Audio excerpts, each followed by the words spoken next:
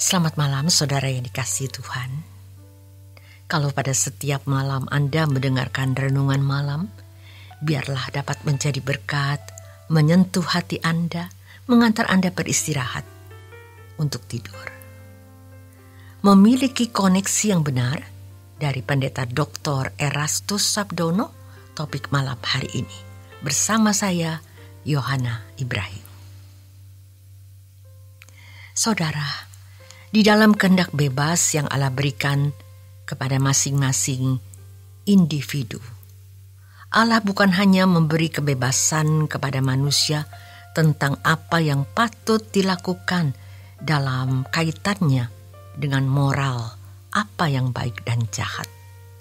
Tetapi Allah juga memberi kebebasan kepada siapa manusia menyembah, memuja, dan menjadikan sesuatu sebagai sesembahan atau yang kita kenal sebagai Allahnya atau dewanya. Dalam fakta kehidupan tidak bisa dibantah di mana manusia dapat menciptakan Allahnya masing-masing yang kepadanya seseorang manusia menyembah, mengadakan seremonial atau ritual atau pengabdian. Dan hal ini dapat kita jumpai dalam berbagai bangsa dan suku di dunia ini. Sehingga ada banyak agama, ada banyak kepercayaan, ada banyak ritual dan seremonial. Allah memberi manusia kebebasan untuk bertindak, melakukan segala sesuatu, walaupun tentu dalam keterbatasan sebagai makhluk ciptaan yang tidak mungkin dapat menyamai Allah. Tetapi dalam keterbatasannya, manusia dapat menentukan nasibnya sendiri, dapat menentukan keadaannya sendiri, dan itu nilai kesempurnaan yang dimiliki manusia, di mana manusia dapat menentukan keadaan nasib sendiri. Dalam lingkungan orang Kristen, mereka dapat membangun berbagai doktrin dan ajaran yang ada di dalam atau melaluinya. Mereka dapat menciptakan atau membangun Allah, Yesus, dan Roh Kudus versi masing-masing. Di dalam sejarah gereja, hal itu tidak terbantahkan. Mulai dari yang paling mistis sampai yang paling rasional, hadir dalam sejarah pemikiran gereja. Pembangunan gambaran tentang Allah itu berlangsung seperti hari ini. Persoalan yang tidak bisa kita pecahkan adalah mengapa Allah seperti diam dan membiarkan. Atau paling tidak, mengapa Tuhan tidak menghambat tetapi membiarkannya hingga bisa berumur ratusan bahkan ribuan tahun. Di situasi yang kacau seperti hari ini, mari kita menemukan Tuhan secara pribadi. Tidak mungkin Tuhan berdiam diri. Kalau secara umum seakan-akan Allah diam, tetapi kalau kita dengan sungguh-sungguh mencari wajahnya dengan tekun, pasti kita akan menemukan Tuhan. Tidak mungkin Allah membuat syarat akademis untuk menemukan Dia. Seperti misalnya harus memiliki pendidikan formal atau sertifikasi teologi tertentu. Allah memiliki cara yang khusus dalam berurusan dengan masing-masing individu, yang pada akhirnya masing-masing individu akan memiliki kesaksian hidup bahwa Allah itu nyata dan hidup di dalam dirinya. Dampak dari hal tersebut akan terasa nyata seiring waktu.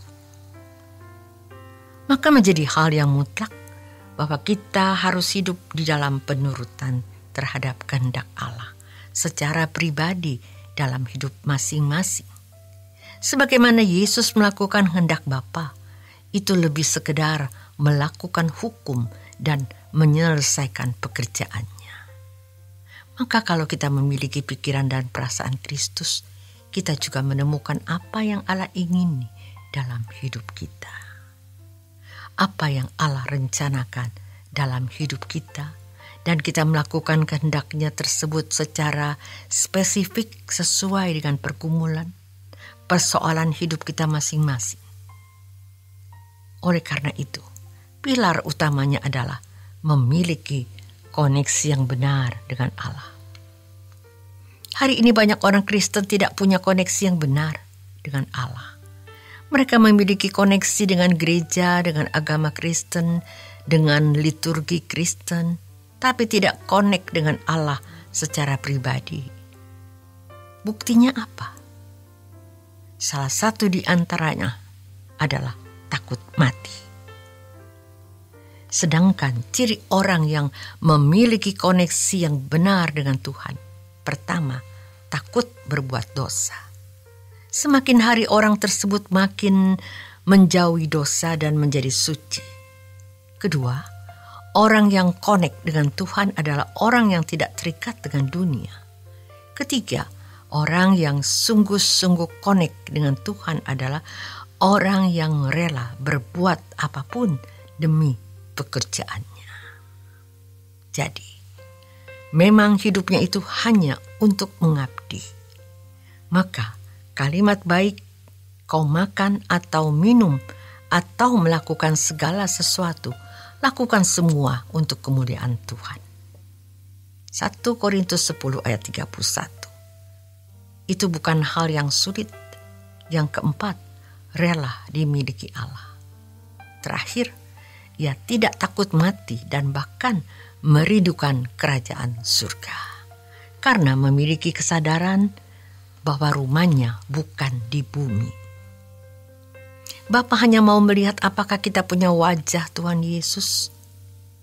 Sebab kalau kita percaya Yesus berarti kita harus menjadi seperti Dia. Harus serupa dengannya. Jangan berbuat dosa lagi dengan menoleh ke belakang pada percintaan dunia atau dari kenajisan. Kita harus tinggalkan semua hal tersebut untuk berkemas-kemas pulang ke surga. Layaknya Abraham meninggalkan Ur Kasdim, hidup sebagai musafir untuk menemukan negeri yang direncanakan dan dibangun oleh Allah sendiri. Demikian pula kita sebagai umat pilihan harus terus berjalan dalam rencana Tuhan dan hanya berharap pada kemuliaan yang akan bersama dengan Allah. Kemuliaan yang akan datang. Orang yang memiliki koneksi yang benar dengan Tuhan pastinya setiap hari semakin suci. Selamat malam saudara, selamat beristirahat, selamat berjuang. Tuhan Yesus memberkati.